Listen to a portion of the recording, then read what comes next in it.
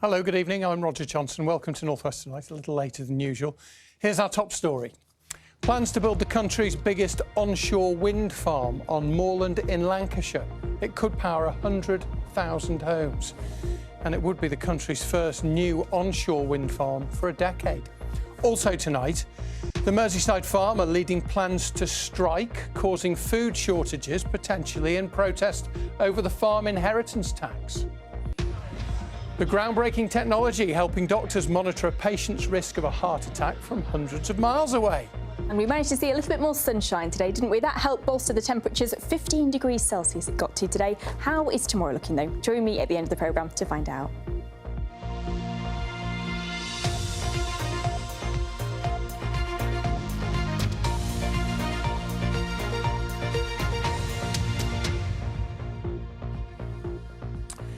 So plans for the largest onshore wind farm in England have been announced for moorland above East Lancashire. The company behind the project, Cubico Sustainable Investments, will build 21 new turbines to power 100,000 homes next to the existing Scoutmoor wind farm. That's between Edenfield, Rawtenstall and Rochdale.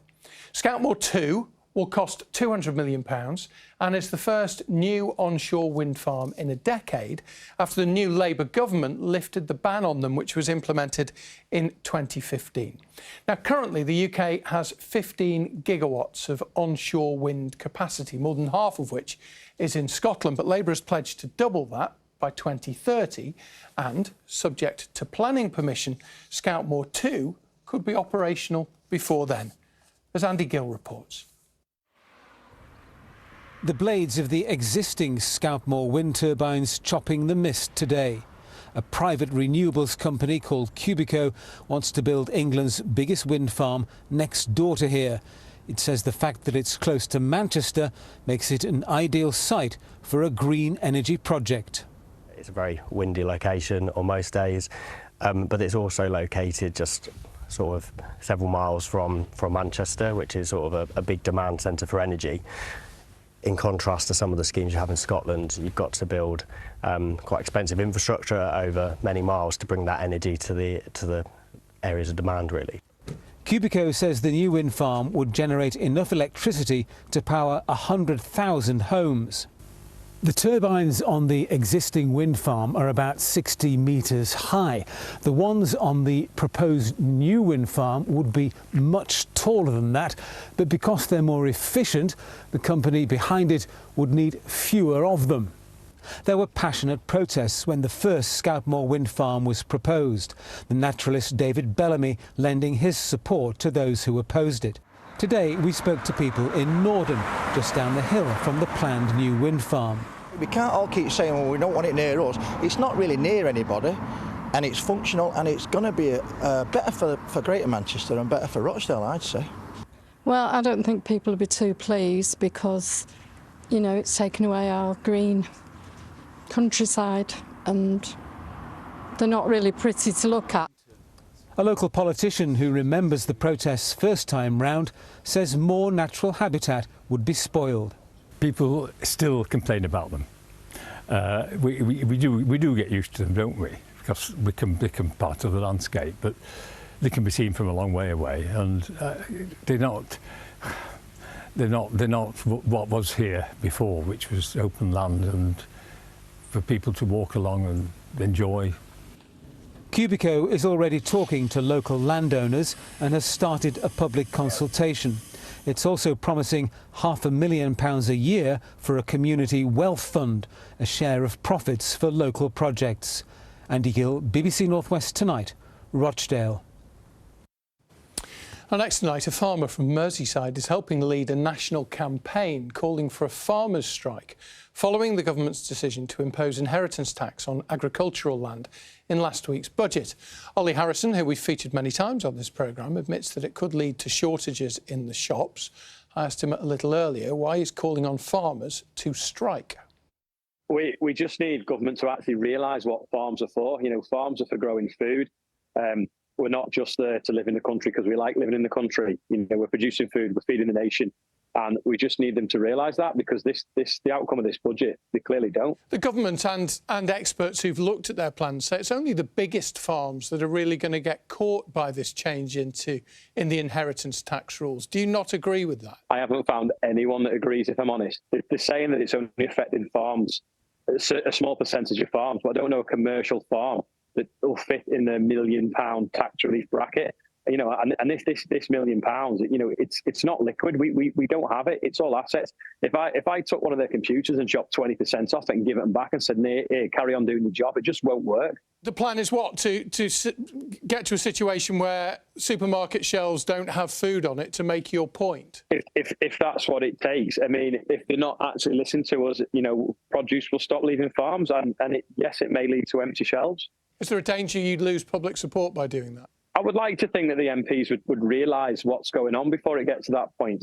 You have a big social media presence. Obviously, our viewers will be familiar with you because we've featured you a lot over a number of years. But what sort of reaction have you been getting on your social media platforms? Everyone's right behind us, and even the odd person that's not been, once it's explained to them the situation, they get it then.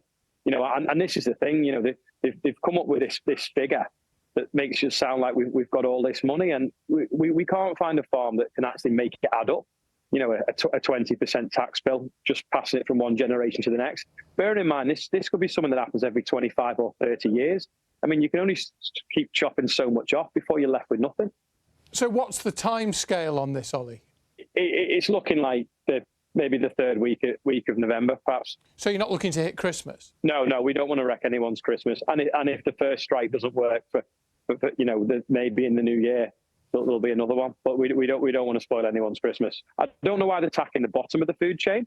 You know, if they've only got to look at the top, that's where the money is. You know, your huge supermarkets, they're making the money. I don't understand why they've gone to the bottom. And if they'd have done the homework, they'd have realised it's not there. Ollie Harrison, thanks very much for talking to us. Thank you.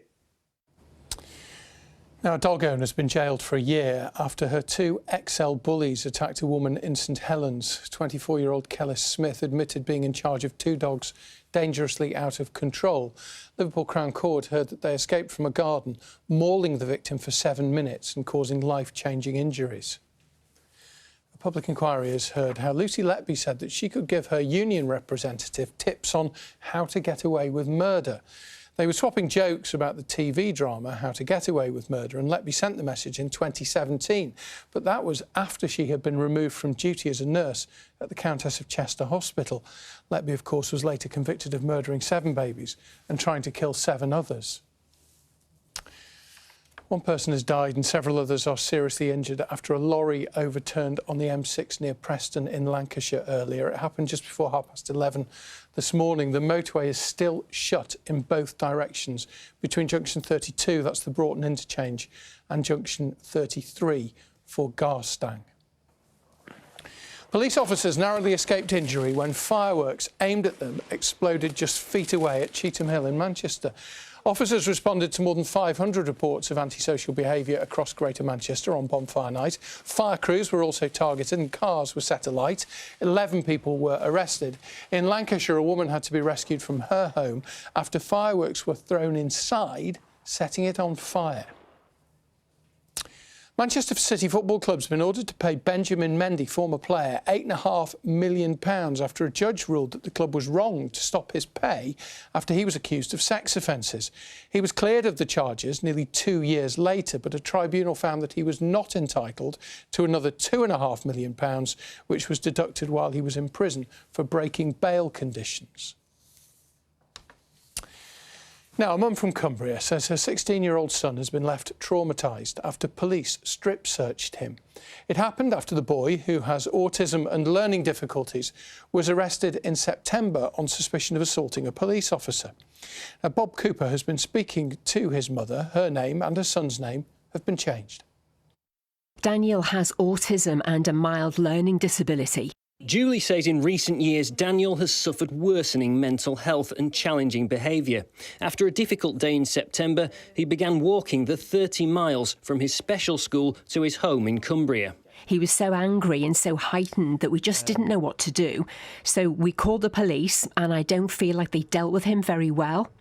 They This one officer, she grabbed him. Daniel reacted really badly to that. There was no de-escalation. They both ended up on the floor because one officer isn't going to be able to take my son on by themselves, and he ended up kicking her in the face. Tell me about what happened back at Kendal Police Station. They said that he was standing funny and fidgeting and that they wanted to strip search him to check that he didn't have any drugs. That's what autistic people do. They stand, they fidget, they pick at their clothes. This is not the behaviour of someone who has drugs. This is the behaviour of someone in emotional crisis. She says police went ahead with the strip search. What's alleged to have happened here in Kendal is something that happens all too often, according to the Children's Commissioner for England. Dame Rachel D'Souza says that her research has revealed that a child was strip searched every 14 hours in England and Wales over a 5-year period. And she called this case a shocking example of a child being traumatised and humiliated by adults in a position of power. And the National Autistic Society wants to see mandatory autism training for police officers. Because what seems to have happened here is that things have really escalated when they really didn't need to. That a little bit of autism understanding really could have gone a long way in this case and stopped what is actually a really invasive and intrusive procedure happening that could potentially have really long-lasting consequences for this young autistic child. Cumbria Police told us that after being called out, officers attempted to safeguard the boy and restrain him for his own safety. During this, an officer was assaulted, receiving cuts and bruises. The boy was arrested on suspicion of assault of an emergency worker. Cumbria Police say they are investigating the matter and exploring ways to better deal with people with autism. The police didn't answer our questions about the alleged strip search. Julie says she's been told Daniel won't face criminal charges, but has been left traumatised by the experience. This will come out in years to come. I mean, I didn't think it was possible, but he is now even more anxious. Bob Cooper, BBC North West Today, Cumbria. Now, new technology which is being developed by scientists in Manchester means that medical teams can be alerted when one of their patients is at risk of a heart attack. The remote alert system, which is linked to patients with pacemakers, has reduced the number of hospitalisations, as Davinia Ramos can tell us. Tony had a pacemaker fitted 10 years ago after suffering a heart attack. But thanks to new technology, he's able to come to this exercise class each week and has reassured doctors are keeping a close eye on him. The fitting of the pacemaker ICD and the work that they've done at Manchester has actually really changed my life. And the good thing is now, with this accolade, it's going to change thousands of people's lives for the better. Software inside Tony's pacemaker can detect any abnormalities, and when this happens, it flashes up on this monitor and automatically sends an alert to the hospital. It's going off every heartbeat, so it's 24/7. It's there, it's monitored. It's like having somebody at the side of you. Without it, you have no indication as to whether your condition is worsening over time, because sometimes the physical signs aren't there, although the actual physiological signs will be there and are picked up by the monitor. This has happened on several occasions.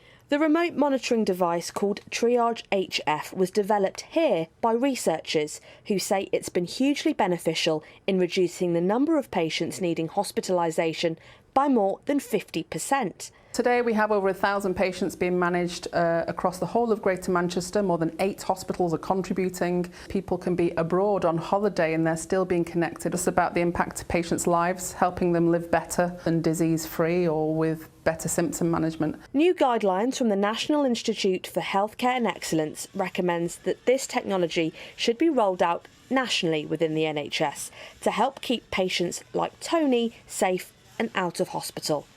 Davinia Ramos, BBC North West Tonight, Manchester. Right, let's move on to sport. Richard is here. 3 defeats in a row, an unwanted hat-trick for Manchester City. Manchester United's new man is responsible for the third. Yes, Roger. Sporting Lisbon's boss, Ruben Amorim, who'll start work at Old Trafford next week. His Portuguese side beat Pep Guardiola's Manchester City 4-1 in the Champions League last night. So is this just a blip for City? And what do United fans make of their new man turning the tables on the Blues? I like it, I love it, I want it. face it and lift my players. Will be fun, very fun, and I'm ready for the challenge. It gives him a really good start when he starts here. It's nothing to do with Man United last night, to be fair. So see what he does when he gets to the Premier League. It'll definitely put him in the good books early doors, so that's a good start. Trade that 4-1 defeat last night, if that was the moment that cemented Pep extending at City, if that was the moment where he decided, right, you know what, I'm up for the fight. Even if we're in a position where we are in touching distance come January, with players returning from injury. We want to be there where we are now. We want to compete for everything. Therefore, you have to accept that if you work here or play here, that there's pressure. Top of the Champions League and the Premier League going very well for Liverpool. Two of our Championship sides are in action tonight. Blackburn Rovers, who could get back into the playoff positions with a win at home to Stoke City, and Preston North End, just 2 points above the relegation zone, who welcome top of the table Sunderland to Deepdale for different reasons, Rog. Very important matches, those for Rovers and North End. Indeed. Rich, thank you very much. Rich with all the sport for us. This week we've been following the region's BBC local radio presenters on their own sporting challenge. They're trying to swim their share of 1,000 miles for BBC Children in Need. So far, they've raised £61,000 and are almost 2/3 of the way through. And members of the breakfast team at BBC Radio Merseyside are going to do their bit tomorrow. They are hoping to swim 24 miles in 24 hours. But presenter Kevin Douala has 312 lengths to do. However, he hasn't been in the water since he was a child. He was here a few weeks ago, told us he was scared of it. So we took him to Conquer Life in Bootle, a project which is supported by Children in Need to get him some motivation. I was a professional dancer in the West End for 25 years. I also starred in Starlight Express on roller skates, doing 8 shows a week for 9 years, and I thought that was really hard. But then along came the 1,000-mile challenge. But here's the thing, I've got to learn how to swim and conquer my fear of putting my face in the water. So to help me with my swim, I'm going to need some inspiration, and I'm hoping I can find it in here.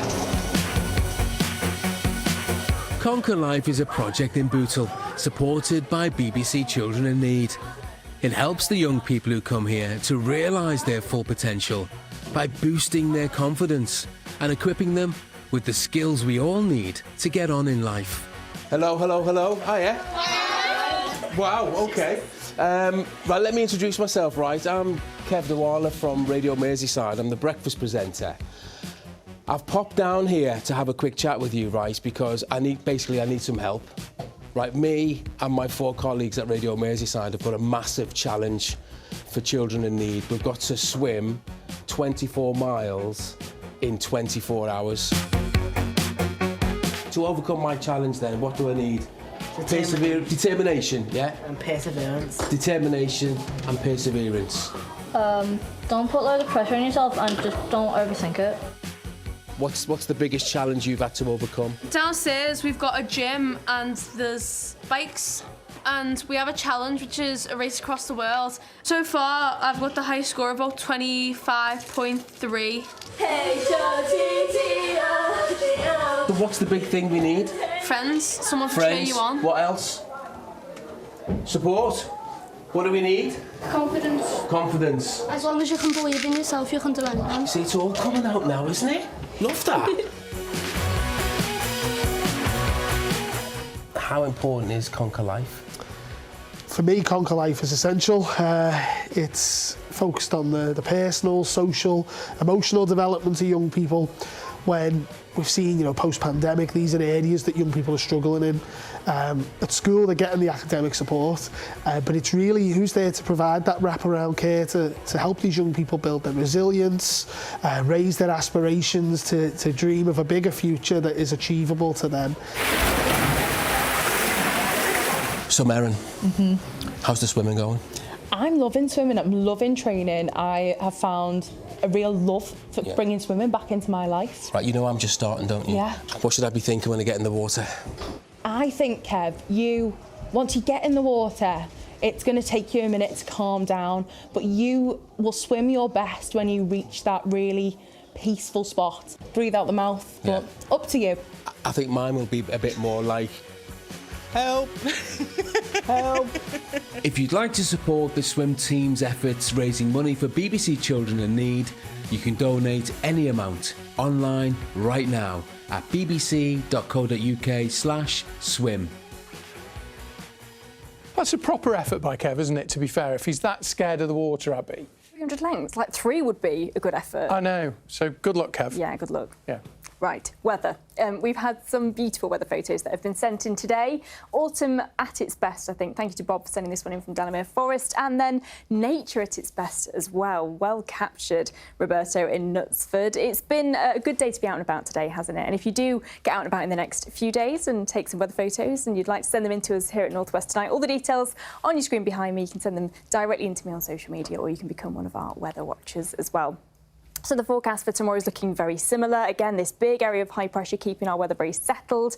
Mostly dry, fairly cloudy, but today we did see some of that cloud breaking and it really helped to bolster the temperatures. Our area of high pressure shifts ever so slightly further east. That allows our winds to draw up this milder air from the south and winds to strengthen a little over the next couple of days. A slight change coming over the weekend. That should see a little bit more sunshine through Sunday.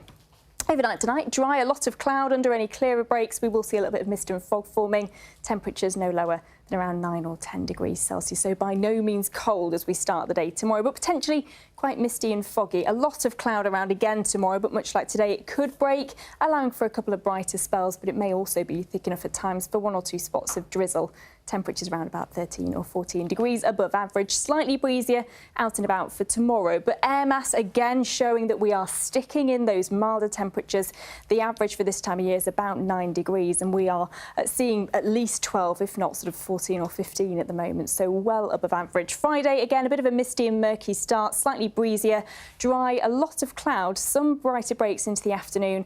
And our temperatures once again about 12 or 13 degrees. Saturday at the moment looking dry, a little bit of drizzle possible first thing Sunday morning, perhaps spoiling any Remembrance Day activities, but it will clear, so drier Sunday afternoon. Oh, that's good news. Kev Duala was at somewhere called Conquer Life.